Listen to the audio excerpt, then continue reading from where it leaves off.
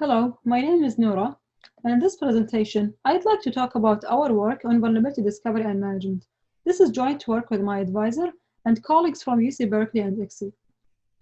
Over the last few years, we witnessed that organizations started to utilize various different security testing strategies and have defensive and offensive teams in place in order to identify security flaws and verify the effectiveness of security measures they have implemented. There is also a rise in the use of bug bounty programs and third-party testing contractors who offer services such as incident response, red teaming, or pen testing. The software and academic communities have also developed many advanced static or dynamic vulnerability detection tools and techniques that can be utilized before releasing software to users or after putting software into production. Unfortunately, despite these tremendous efforts, cyber intrusions are still on the rise. And while prior work has studied various aspects of vulnerability discovery processes, there are a number of questions that are yet to be answered, such as how to determine which strategy is best suited for a given situation, and what factors do organizations take into consideration before they decide, for example, to create a bug bounty program, an internal red team, or hire a third-party testing contractor. It's also unclear how these varying strategies are applied in practice, and how effective each of them is in helping organizations achieve their security goals. To answer these questions, and to understand the challenges security teams face working with each other, we conducted 53 interviews with security practitioners in technical and managerial roles tasked with vulnerability discovery and management. Our sample included blue, red, and purple teamers, penetration testers, security consultants, bug bounty hunters, and security managers. Most of our participants were from the US, but we had many participants from other countries such as Canada and India. Most of our participants with managerial experience had made important decisions on vulnerability discovery processes in their organizations. Moreover, we tailored our interview questions to participants' roles and prior testing experiences. For non-managerial participants, we asked about the discovery processes they follow, how they communicate with other teams, and the challenges they face that might hinder their work. For participants with managerial experience, we tried to capture their experiences working with different teams, their rationale behind deploying specific testing strategies, and their expectations from the different testing strategies. We used several channels for recruitment, including advertising the study on Twitter and a few Slack workspaces, which are used by testers and bug bounty hunters to share resources and collaborate. Most of our interviews took from 45 to 70 minutes. By conducting these interviews, we wanted to gain a holistic understanding of vulnerability management processes in the wild, focusing on understanding the industry experiences of our participants who held engineering positions, managerial positions, or both, and worked either in internal security teams or as third-party testing contractors. After finalizing our data collection phase, we developed a codebook for the study and arranged our codes to capture the three phases of what we call the vulnerability management pipeline, which captures the activities from the moment the organization's decision makers realize that they need security testing to the methods chosen to perform that testing to when discovered vulnerabilities are fixed. For the first phase, we wanted to understand decision makers' rationale behind decisions that relate to creating bug bounty programs and the factors that go into their decision processes when they decide to create internal red, blue, or purple teams versus outsource security testing to third-party contractors or bug bounty hunters. For the vulnerability discovery phase, we try to capture the activities testers carry out once they begin searching for vulnerabilities in target systems. The third phase concerns deciding how to fix uncovered vulnerabilities to mitigate potential risks. Our interviews captured participants' experiences with vulnerability remediation processes and helped us understand how organizations prioritize remediation tasks and triage vulnerability reports received from external researchers. After analyzing our dataset, we found that there are common themes in participants' responses that relate to behavioral and organizational factors.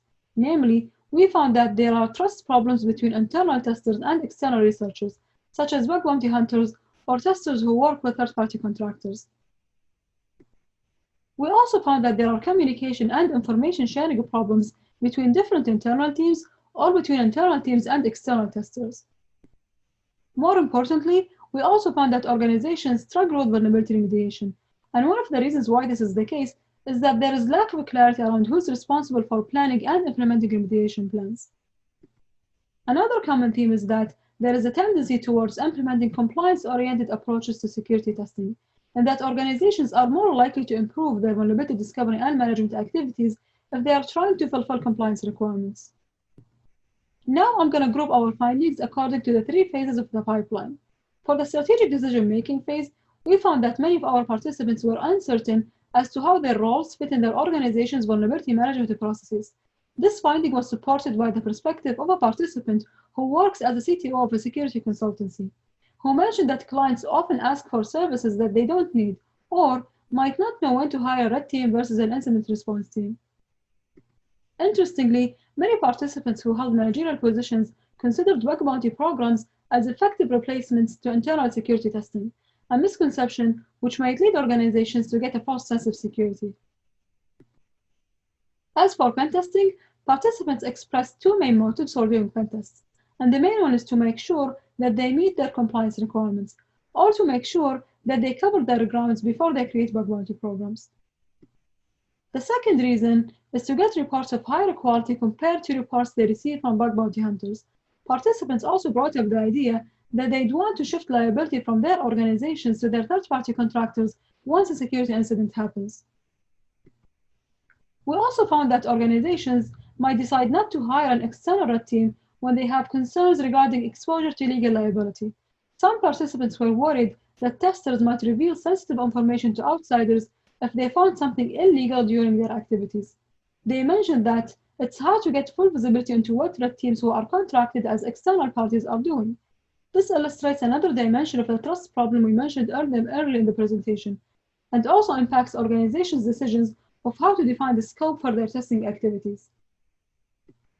From red teamers' perspectives, they explained that having restrictive testing scopes often limits what they can do to simulate the adversary, and might lead to leaving large parts of their clients' attack surfaces uncovered. As for blue teams, almost all of our participants agreed that all organizations should have a blue team in place that is ready to detect intrusions and respond accordingly. Unfortunately, many participants also mentioned that their organizations decided to set up blue teams only after they experienced serious security incidents, which illustrates an example of a reactive approach to vulnerability management that organizations might take. Interestingly, many participants from small organizations prefer to set up a purple team rather than have a red team and a blue team to decrease staffing costs. As for the motivations behind creating bug bounty programs, we found that the high cost of pen testing services is a primary motivator, even for large tech companies who have more resources compared to medium and small-sized organizations. On the other hand, we also had participants who had reasons for not creating bug bounty programs, and these participants were mostly working for financial and governmental organizations. One of the main reasons is that they don't want to risk embedded testers gaining unauthorized access to data stored in their systems, and this is why they found it hard to convince decision makers in their organizations to create bug bounty programs. To address this challenge, other participants explained that they chose to create private bug bounty programs, or narrow the scope of their public bug bounty programs to include a few systems. But this has the disadvantage that security testing wouldn't cover all of their attack surface. Participants also mentioned that sometimes they create duplicate environments for the testers to work on after removing all the sensitive data. For example, a security leader of a security consultancy company that works as a government contractor mentioned, trying to convince any government agency to try to offer people a reward to try to break into their financial data, I think we would have a very bad reaction to that, whereas saying it's an audit would be a much easier sell. There is also a third category of organizations which have budget and staffing shortage problems, and therefore thought that they cannot afford to create a bug bounty program and deal with the overhead of receiving reports from external testers, getting back to them in a timely manner, and providing satisfactory rewards. And here is an example of a CISO of a large organization who mentioned that their organization decided not to have a bug bounty program by saying, "We already know about more risks than you have the capacity to deal with." We also found that participants from small organizations were concerned that qualified bug bounty hunters wouldn't work on testing their systems, since they would prefer to work for organizations that offer high payouts, and many small organizations might not have the budget to do that. For the second phase of the pipeline, we found that security teams face communication challenges working with each other, and this might make it difficult to identify who's responsible for fixing discovered vulnerabilities, who's in charge of handling vulnerability reports, and understand who's responsible for which systems. Particularly for large organizations, participants mentioned that often there are many teams spread over different departments, and thought that having such a decentralized approach to vulnerability management makes it hard for their security teams to collaborate and keep track of their vulnerability discovery activities. A number of strategies were suggested by our participants to address this challenge, which mainly aim at allowing engineers to test different systems at different points in time to familiarize themselves with different systems, nominate representatives from other teams and ask them to meet on a regular basis, and set up a purple team to help bridge the communication gap between blue teams and red teams. Trust is another common challenge, which might lead organizations to narrow the scopes of their testing activities when they don't trust external testers.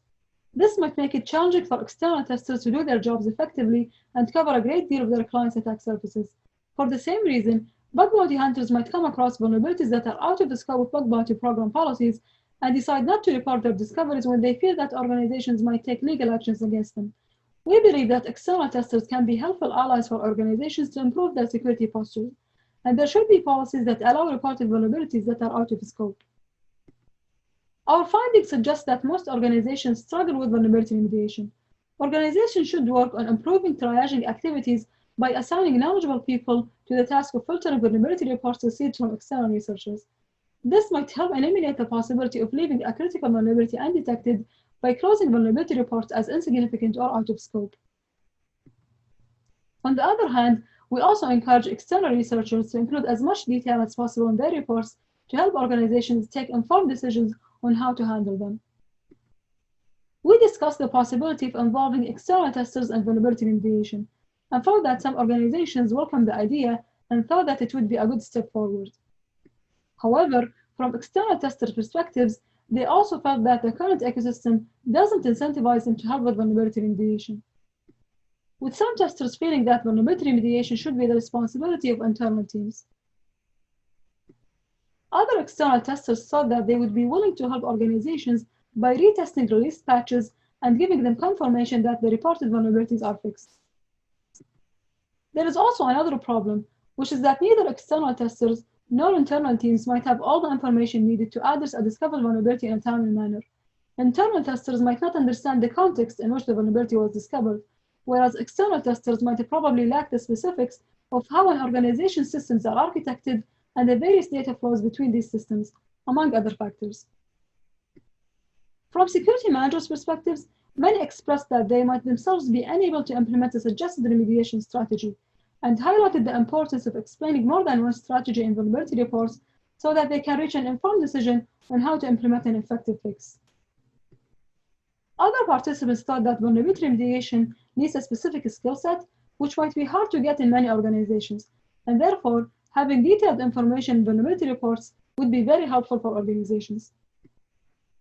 One dangerous observation that many testers who are contracted as external parties brought to our attention is that they often get asked by their clients to change severity ratings of critical vulnerabilities or remove such vulnerabilities from reports they plan to submit to regulators. This is exacerbated by the fact that testers might be pressured to comply with such requests by their managers to maintain relationships with their clients. And here is one example of an external pen tester who mentioned that it's common for clients to say something like, "We don't want you to solve the problem, we just want you to make the checkbox go away." In light of our findings, we recommend that organizations don't create bug bounty programs before performing comprehensive pen tests, setting up proper monitoring and detection tools, and having solid remediation processes in place. Second, we expect having a clear set of risk priorities to facilitate making informed decisions on how to handle discovered vulnerabilities, and bring engineering and managerial people to common understanding of potential risks that an organization is willing to take. Third, we expect providing incentives for external researchers to help with vulnerability remediation to make it easier for internal teams to implement better remediation plans. And finally, we expect organizations to have clear guidelines for identifying the technical and business owners of the various systems they have very early in the process so that remediation tasks can be assigned smoothly. And this way, they can reduce the time from discovery to remediation. In summary, we conducted interviews with security practitioners tasked with vulnerability discovery and management, and found that vulnerability discovery and management processes are hindered by a host of behavioral and organizational factors. More importantly, we found that the current ecosystem is more focused on vulnerability discovery and less on vulnerability remediation. We hope that this work will motivate further research to better understand the human factors impacting vulnerability discovery and remediation processes in the wild. Thank you.